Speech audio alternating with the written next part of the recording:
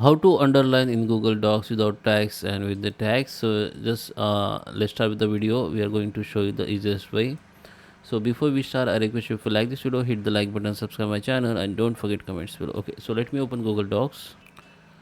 Okay guys, so here I am on my Google Docs. So first, if you want to just underline, or if you want some one line to type, you can simply hit the shift button, hit and hold it, or hit the shift button and hold it, and now just hit the underscore button on keyboard.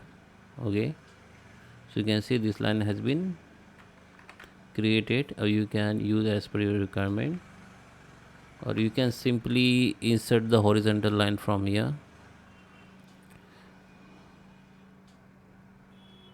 Okay, so it will be inserted like this is the line, but okay.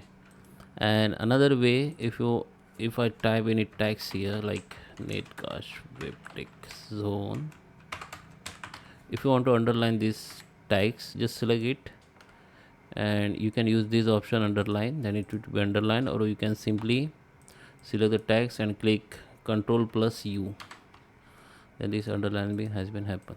Okay, so now if you want to underline without text, if you want underline while typing your text, then just keep the cursor where you want to start text, type, and now select this option underline.